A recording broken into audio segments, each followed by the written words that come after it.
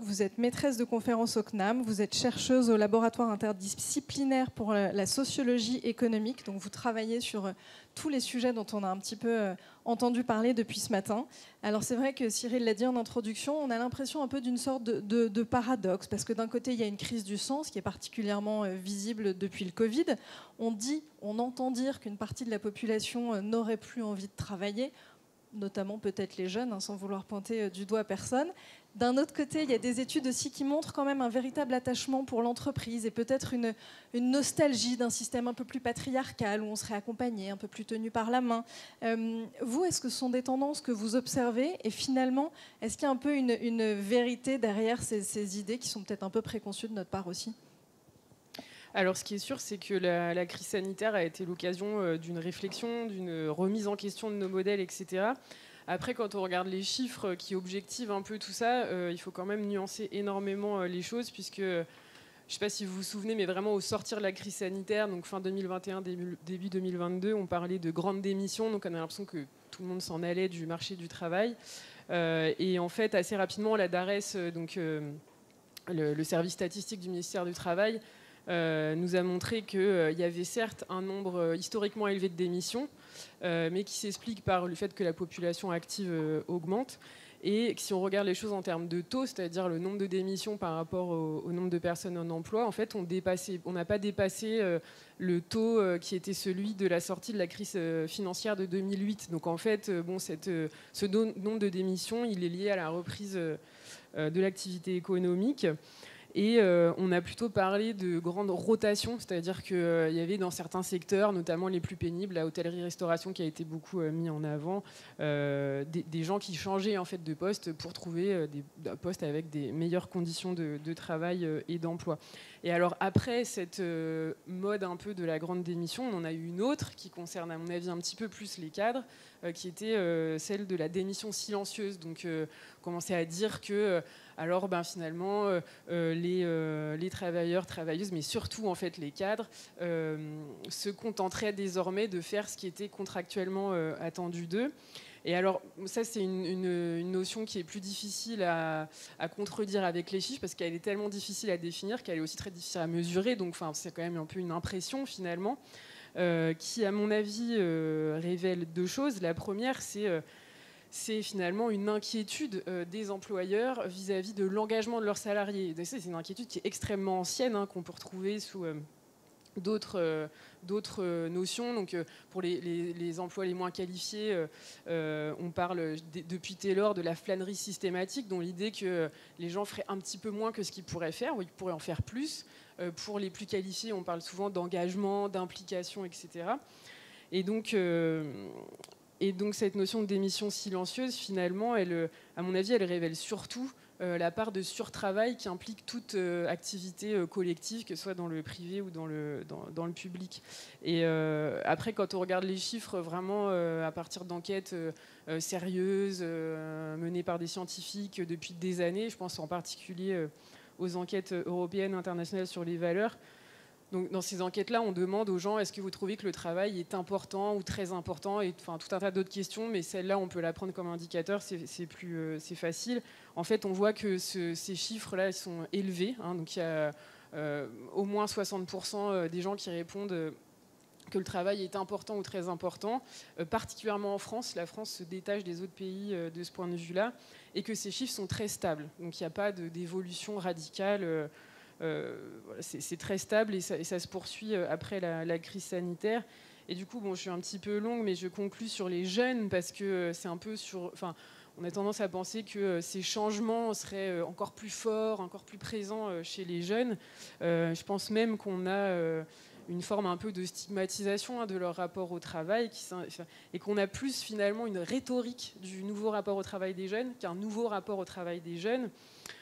Qui, à mon avis, est à mettre en lien avec de Louis Chauvel, qui parle de la rupture du pacte générationnel, c'est-à-dire qu'en fait, les jeunes aujourd'hui ont moins de chances d'avoir des parcours ascendants et des conditions de vie matérielle meilleures que les jeunes qui sont nés donc des générations des boomers, en fait. Donc c'est ça, cette idée de rupture du pacte générationnel.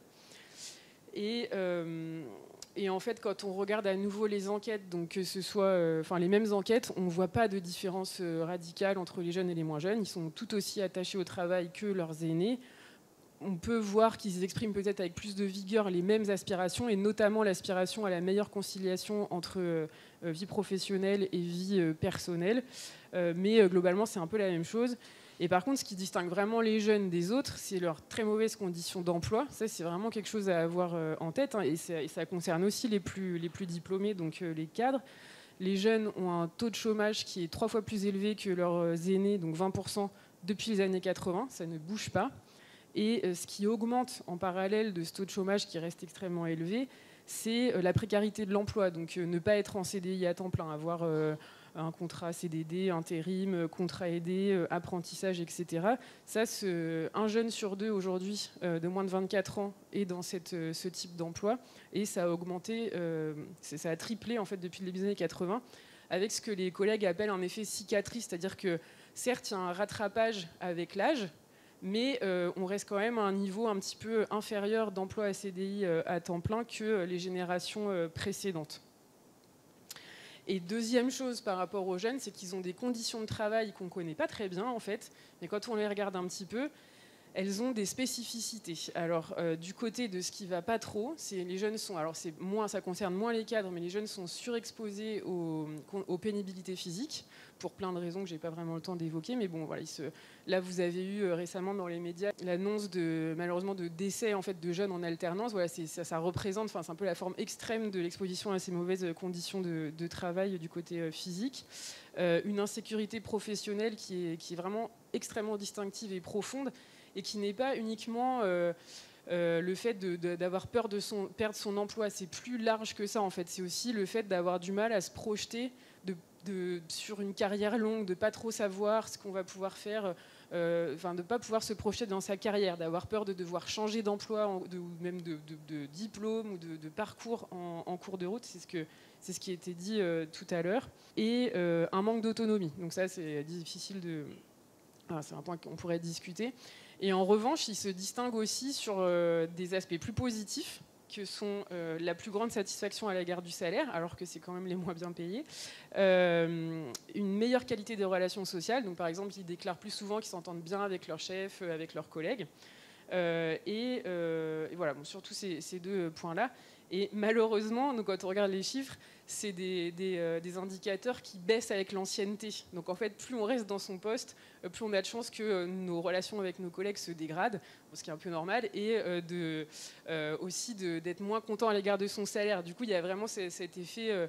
en fait, on rentre sur le marché du travail, on a pour la première fois un salaire, et même s'il n'est pas génial, en fait, il est quand même... il existe, donc il nous permet d'accéder à l'indépendance et l'autonomie financière, on peut s'installer, etc.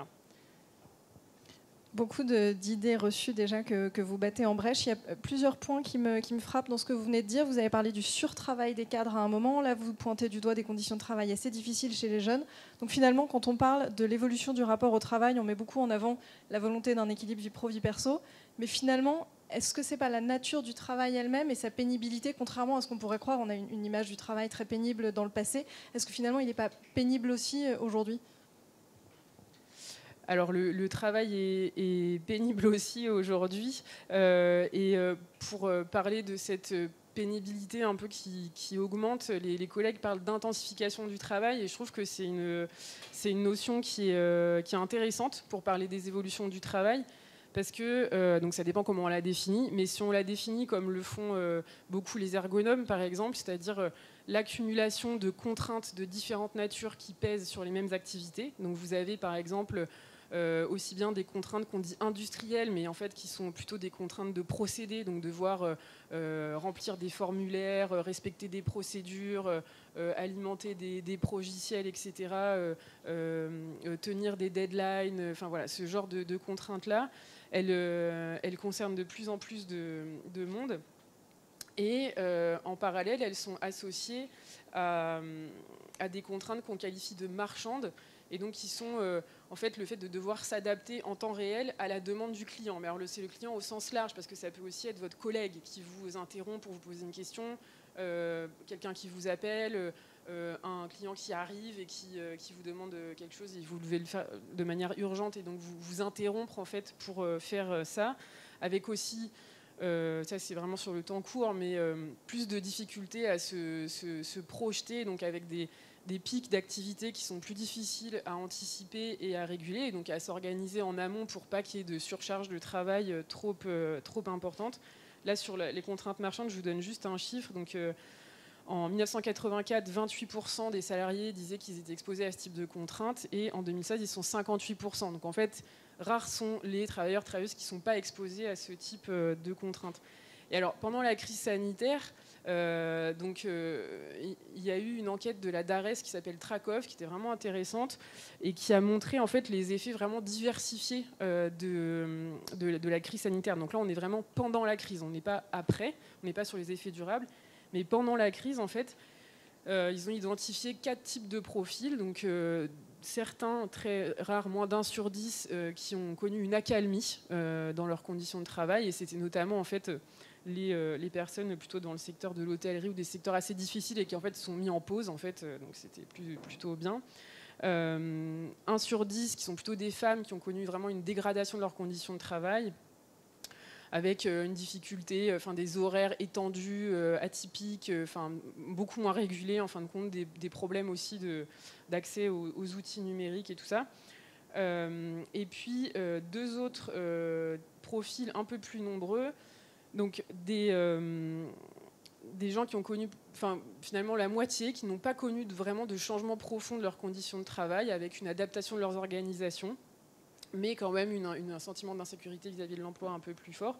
Et je termine par la dernière population qui est intéressante, parce que c'est plutôt des femmes qui ont connu une intensification, donc qui se sont mises à travailler plus, avec un investissement collectif plus fort, etc., mais qui ont aussi connu dans le même temps une amélioration du sens du travail.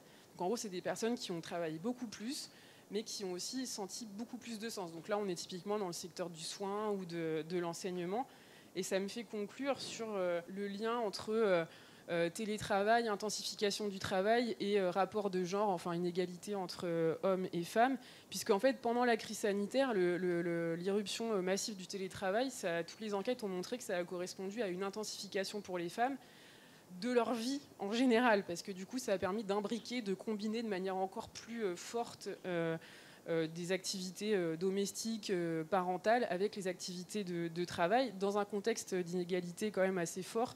Aujourd'hui encore, les hommes consacrent 1h30 de moins par jour aux tâches domestiques que les femmes. Donc voilà, on est quand même toujours dans ce contexte-là.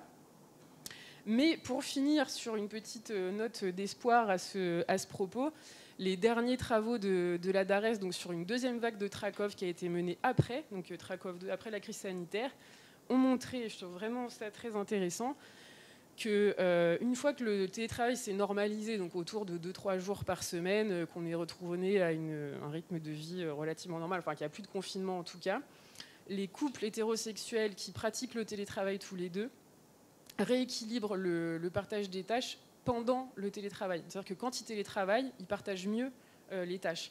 Mais en revanche, les jours où il n'y a pas de télétravail, on retourne sur un truc classique avec pas mal d'inégalités. Mais en tout cas, il y a ce petit espoir quand même que quand les deux télétravaillent, ça se passe un petit peu mieux.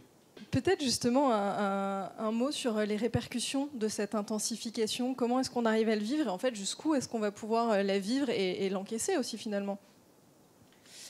Oui, alors du coup, en fait, les conséquences principales de cette intensification, au sens vraiment de l'accumulation de contraintes de différentes natures, je pense que c'est principalement ce qu'on appelle aujourd'hui les facteurs psychosociaux de risque. Alors c'est une notion qui est apparue petit à petit et qui, par ailleurs, n'efface pas du tout les autres risques physiques et tout ça, mais je me focalise là-dessus. Donc au départ, en fait, on parlait, dans les enquêtes conditions de travail, on parlait plus de charge mentale. Donc c'est arrivé vraiment petit à petit. La charge mentale, c'est arrivé avec l'irruption des machines de plus en plus complexes qu'il fallait surveiller. Donc on était dans des tâches de surveillance de machines. Donc attention aux signaux visuels, sonores, peur de mal faire, peur de rater quelque chose et du coup de mettre en danger ses collègues, l'activité économique de la boîte, etc. Et puis après, ça s'est étoffé jusqu'à le moment France Télécom, qui a donné lieu ensuite au collège d'expertise sur les risques psychosociaux. Et donc vraiment, voilà, cette mise en place durable de la notion de facteurs psychosociaux de risque. Avec quand même, je le rappelle à chaque fois que je le peux, les facteurs psychosociaux de risque ont des conséquences sur la santé, qu'elle soit physique ou mentale. Il faut bien faire la différence. C'est pas facteur psychosocial de risque, c'est pas atteinte à la santé mentale. Ça peut aussi très bien avoir des conséquences sur la santé physique, notamment sur les risques cardiovasculaires, enfin ce genre de choses. Et avec une collègue, là justement, on est en train de travailler sur... parce que ce diagnostic est quand même partagé, je pense, que ce soit par les collègues chercheurs, les salariés ou les patrons. L'existence de ces facteurs psychosociaux de risque n'est pas vraiment mise en doute. La question maintenant, c'est que faire de ces risques, comment les prévenir. Et donc, que font les employeurs? La première chose que je voudrais rappeler à ce sujet, c'est que les employeurs sont sommés d'en faire de plus en plus. Ça, je pense qu'il faut quand même le rappeler, c'est que depuis 10-15 ans, les différents accords nationaux interprofessionnels sur le stress, etc., et aussi les réformes, les différentes réformes, indiquent de plus en plus, poussent de plus en plus à ce que la prévention, le dialogue sur les conditions de travail se passe au niveau de l'entreprise. Donc en disant que c'est l'entreprise qui a le bon diagnostic, les bons outils, etc. Mais bon, la contrepartie, c'est qu'il faut en faire de plus en plus. Donc il y a une responsabilité plus grande qui pèse sur les employeurs. Avec aussi un champ de compétences qui est élargi et qui contient évidemment du coup le risque aussi de diluer les questions de santé. Donc je pense là en particulier à la thématique de la QVT qui est devenue QVCT, qui promet en fait de pouvoir aborder les choses de manière plus large, mais c'est aussi le risque d'oublier les questions de santé derrière les risques non professionnels ou les questions d'égalité qui sont bien sûr importantes, mais qui sont des questions un petit peu différentes, dans le contexte aussi de la réforme des instances, que vous devez évidemment connaître. Et donc, avec une collègue, on a regardé donc, le volet employeur de l'enquête conditions de travail. Donc, c'est toujours une enquête de la DARES, mais dans laquelle on demande aux employeurs ce qu'ils font en matière de prévention. Et d'autres questions, mais voilà, on s'est focalisé là-dessus. Et donc, ce qu'on voit, c'est plusieurs choses. La première, c'est que c'est aussi une enquête qui est menée régulièrement, donc on peut voir des évolutions. Première chose, c'est qu'au niveau de la conformité, on constate donc conformité aux obligations réglementaires en fonction de la taille de l'entreprise. On a une petite baisse entre 2016 et 2019, donc ça indique quelque chose, je ne sais pas quoi, mais il y a une petite baisse de la conformité. Deuxième chose qu'on constate, c'est que les dispositifs qui visent la prévention au niveau de l'individu, au niveau de la prévention des risques psychosociaux, sont un peu plus présents que le dispositif collectif. Alors que, par ailleurs, donc, ça va être typiquement l'étiquepsie, la cellule d'écoute, ce genre de choses, qui sont des dispositifs qui visent la personne un petit peu en bout de chaîne, une fois que le risque est avéré, donc au niveau de la prévention tertiaire, et une difficulté à mettre en œuvre des dispositifs plus collectifs, alors que par ailleurs, on a beaucoup d'autres travaux qui montrent que salariés et employeurs sont bien d'accord que le bon niveau d'intervention, ce serait plutôt le niveau de l'organisation des conditions de travail, c'est-à-dire la suppression, enfin la modération en tout cas des risques au départ. Et dernière chose que je voulais dire, c'est que ce qu'on voit aussi, et je pense qu'on ne dit pas suffisamment, c'est l'immense différence qu'il y a entre les grandes entreprises et les petites. Nous, on a fait la différence entre les entreprises de moins de 50 salariés et les autres. Alors, on pourrait aussi faire les choses plus finement, mais déjà, au moins, on a quand même des différences assez importantes. Il n'y a pas les mêmes obligations. Il n'y a clairement pas du tout le même nombre de pratiques déclarées, etc. Beaucoup moins dans les petites entreprises. Et c'est des modèles de prévention qui sont assez différents. C'est-à-dire que je ne dis pas que parce que les grandes entreprises ont énormément de pratiques et beaucoup plus de conformité, c'est des différences très importantes. Je ne dis pas que la prévention est mieux prise en charge, mais en tout cas, les questions se posent différemment. On a aussi beaucoup de travaux qui montrent que la prévention dans les entreprises de moins de 50 salariés, elle passe beaucoup plus par des choses un petit peu informelles, des accords un peu de gré à gré, voilà, ce genre de choses qui est beaucoup moins le cas dans des grandes entreprises où la prévention est beaucoup plus formalisée.